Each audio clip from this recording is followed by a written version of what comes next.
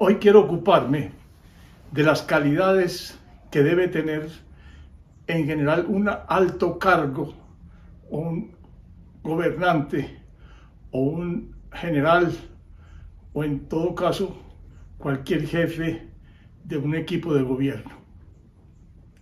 Y es que vivimos en una época donde hay tendencias sociales y partidos políticos que apuestan por un igualitarismo a ultranza, como decir que cualquier cargo puede ser ocupado por cualquier persona, independientemente de las calidades o cualidades que ese cargo exija, prácticamente afirmando que cualquier persona tendría las condiciones necesarias para desempeñarse bien, independientemente de la complejidad que le toque manejar.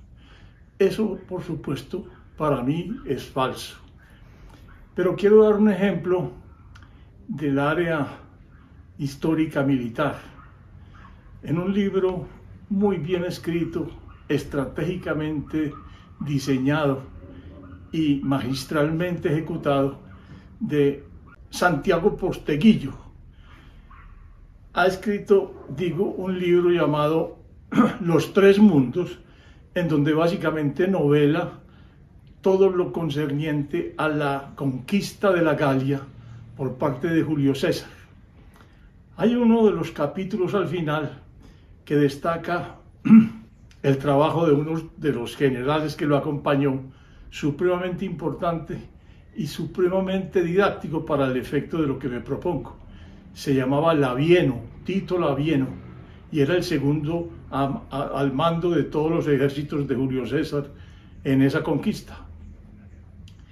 En un momento dado de la historia, la rebelión de los galos contra la invasión romana se multiplicó en muchos puntos, y eso obligó en cierta forma a Julio César a dividir su ejército en varios grupos, atribuidos cada uno a un general del ejército.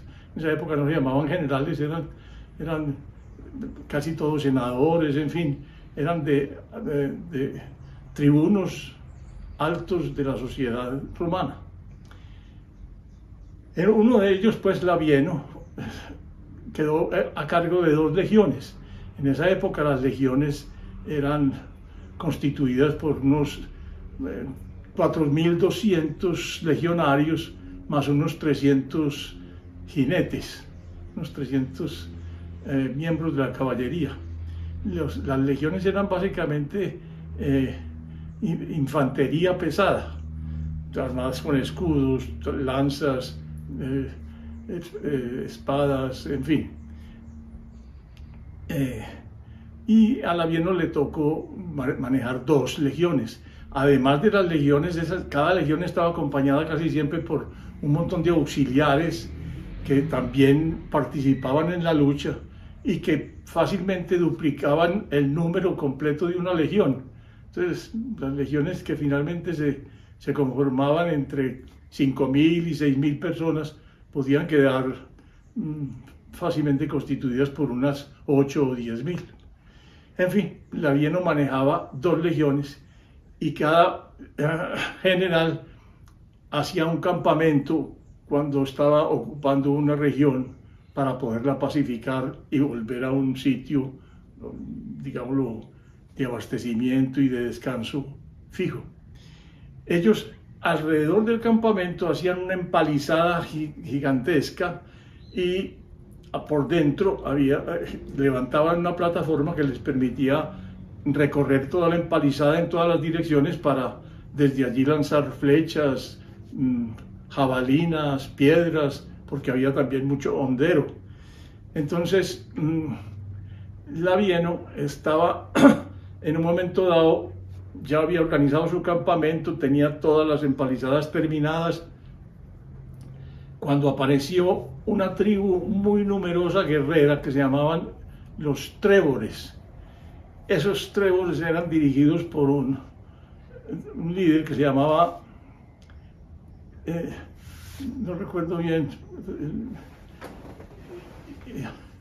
pero en todo caso Iduxiomaro. En todo caso, era un jefe muy aguerrido, con mucha historia de batallas en su accionar. Y cuando Labieno subió a la parte superior de la empalizada, encontró que todo el campamento estaba rodeado por miles y miles de guerreros galos enemigos. Uno de sus acompañantes, uno de los tribunos acompañantes, que eran, digamos, los oficiales que le ayudaban a comandar todo el ejército, comentó en ese momento que los triplicaban en número. Era tan abundante el ejército exterior que podríamos decir que era la primera presión grande que se cernía sobre la cabeza de Labieno. Iduxiomaro era que se llamaba el jefe. Entonces, cuando él recibió esa opinión, se dio cuenta de que había que controlar el temor de todos los oficiales, porque ya iban a empezar a opinar en el mismo sentido que el primer tribuno.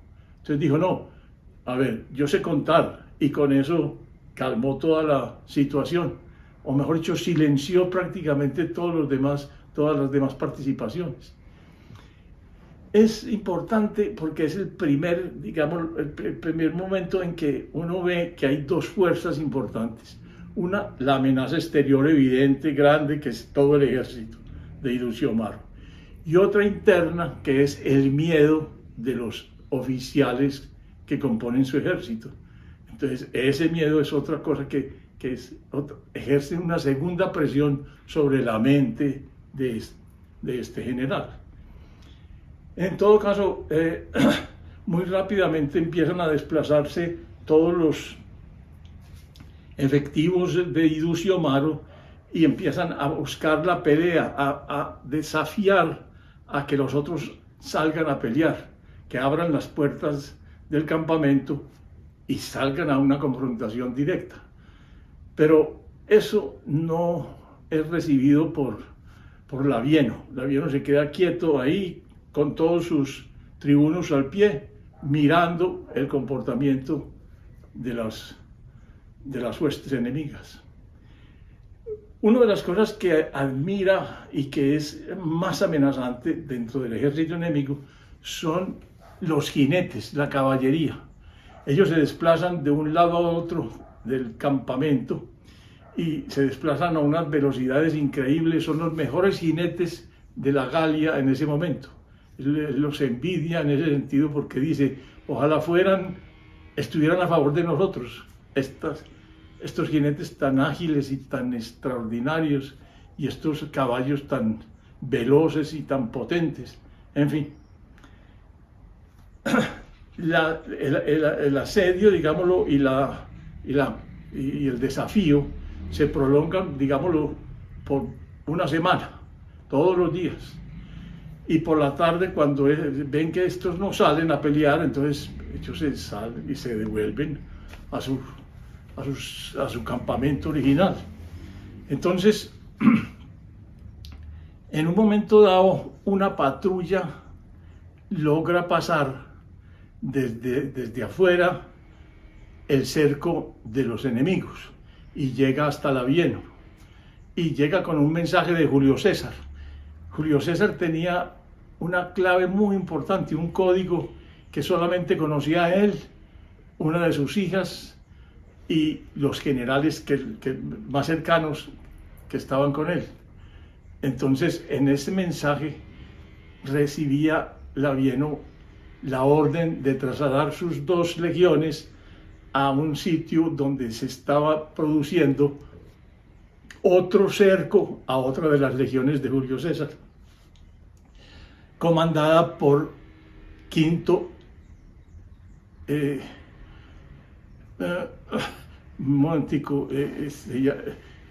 era un hermano de Marco Julio Cicerón, de Marco Cicerón, se llamaba Quinto Cicerón, y él había comandado otra parte del ejército y había sido rodeado por otras tribus galas llamadas los eburones, y él había solicitado a César ayuda para poder superar ese cerco y esa dificultad.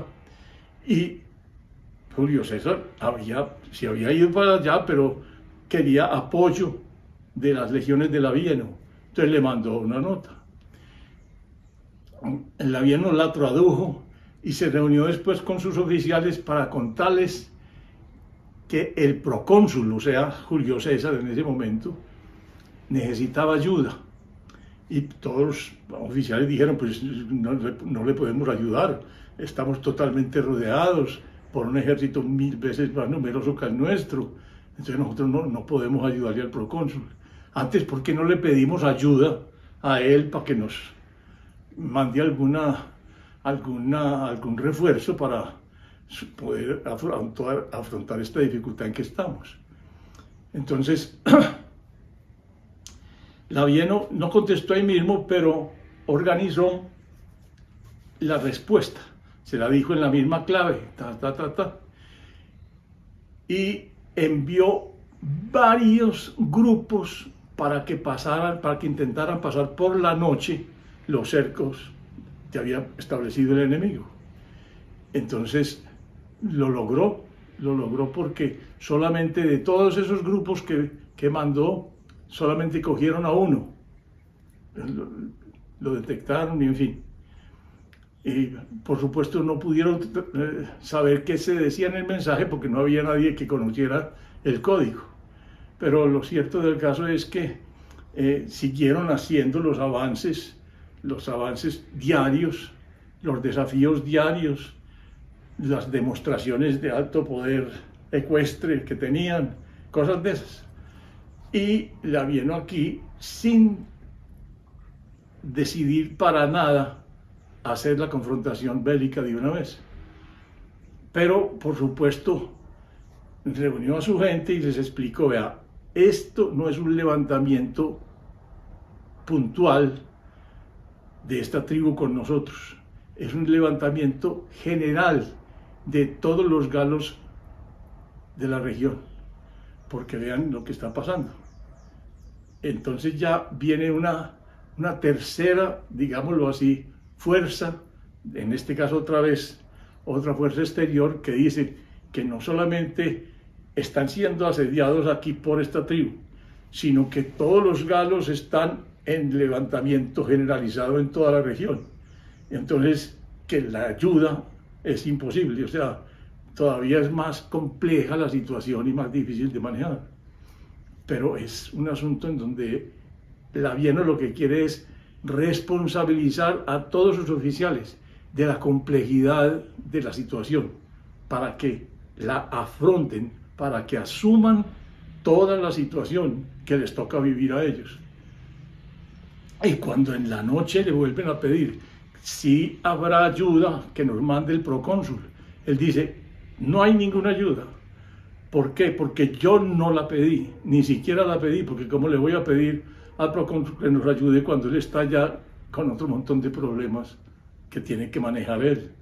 Entonces, sigue controlando de alguna manera el miedo interno de sus generales y de sus oficiales, aquí en este caso, de tal manera que pueda ayudar a que ellos encaren con responsabilidad lo que quieren evadir, porque el temor es tal que no quieren, por supuesto, ni siquiera salir a pelear.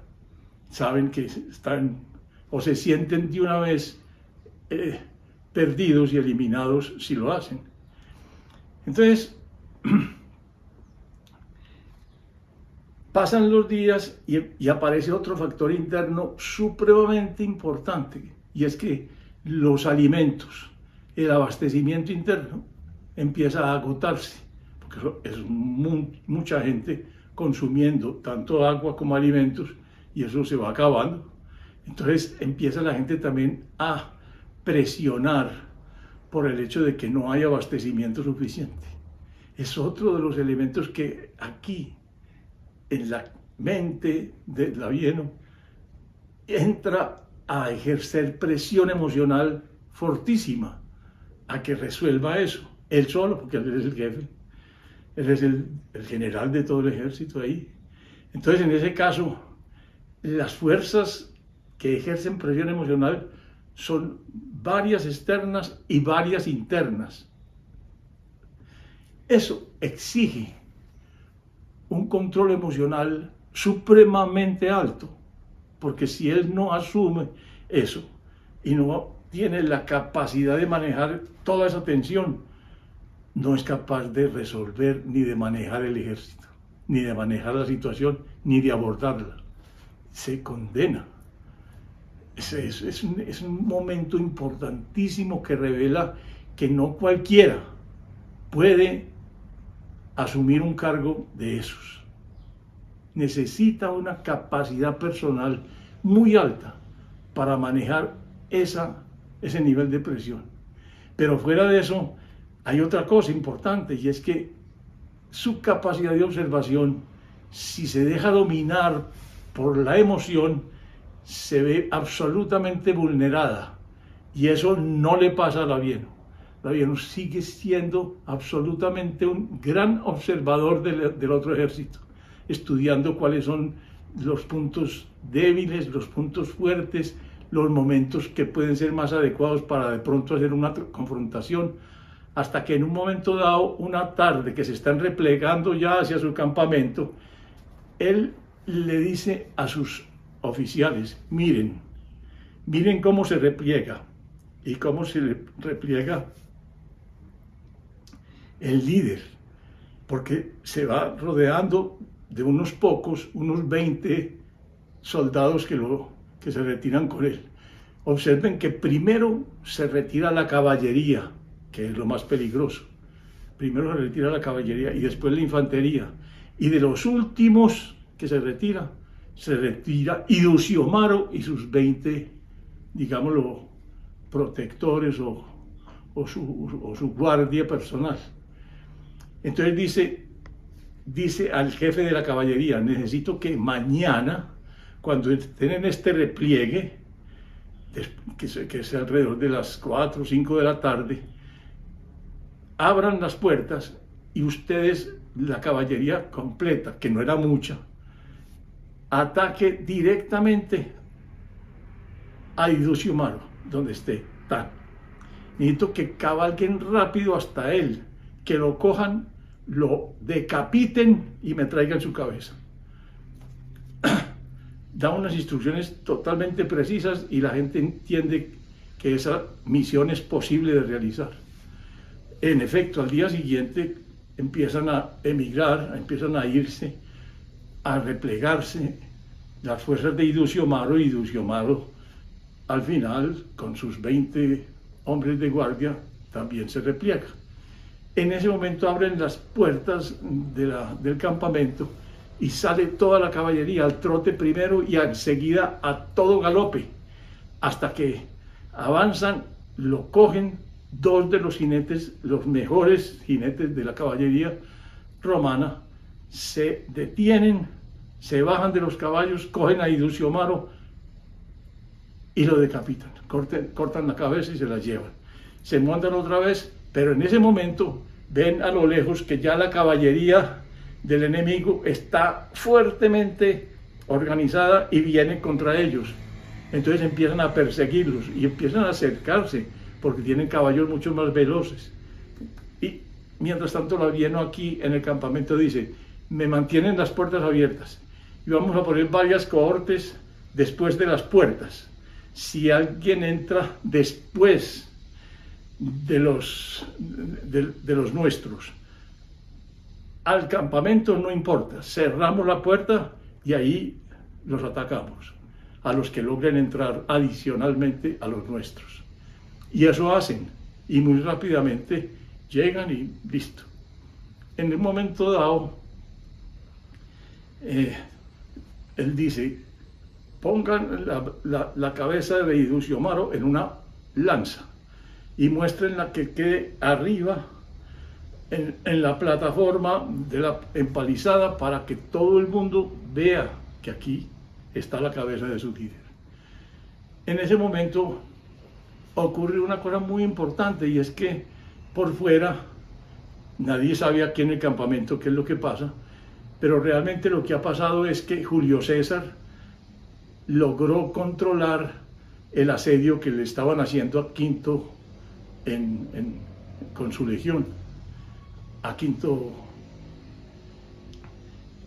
Cicerón. Entonces Julio César le envía otro mensaje escrito, pero no logra pasar porque está todavía muy denso el cerco del enemigo. Sin embargo, el enemigo sí se entera de esa cosa. Entonces se siente solo y además sin jefe. Y eso hace que al otro día decidan retirarse también. Finalmente, cuando Labieno recoge el segundo mensaje que viene de Julio César, se entera de que venció a los eburones y que liberó a Quinto del asedio. En ese momento sonríe y dice: finalmente el procónsul sí nos ayudó, porque con esa victoria ayudó a que todo el enemigo decidiera marchar. Entonces, para mí está también descrito por Santiago Posteguillo, que me dio la intención de decir, eso hay que ilustrarlo, hay que llevárselo a la gente para que entienda en un momento dado cómo una persona, un general de esos, tiene que manejar tensiones terribles emocionales y mantener su capacidad de observación y de examen de la situación y de estar pendiente de cuál es el momento y la acción oportuna para vencer. Para mí es demasiado importante y me llamó mucho la atención porque yo lo he sostenido aquí muchas veces. Con mis pacientes yo lo que hago justamente es observar. No estoy calculando, no estoy juzgando, no estoy nada, estoy mirando simplemente el reporte que me está dando de la problemática que tiene. Y hay un momento en que yo ya alcanzo a ver el cuadro y en que alcanzo a ver cómo le ayudo y qué es la estrategia que le puedo proponer para que supere la dificultad que está viviendo. Entonces, para mí es de una importancia capital entender que todos nosotros, en la medida en que queramos superarnos, además de la formación técnica que tenemos que hacer en un campo X, cualquiera que sea nuestro campo, tenemos que trabajar en lo profundo de nuestro ser, en la capacidad del manejo de nuestras emociones, como mínimo. Y esa para mí es tal vez la calidad más complicada y más difícil de lograr en un gran líder, en un gran jefe, en un gran personaje en un alto mando. Eso es todo por hoy, con todo mi corazón. Hasta la próxima.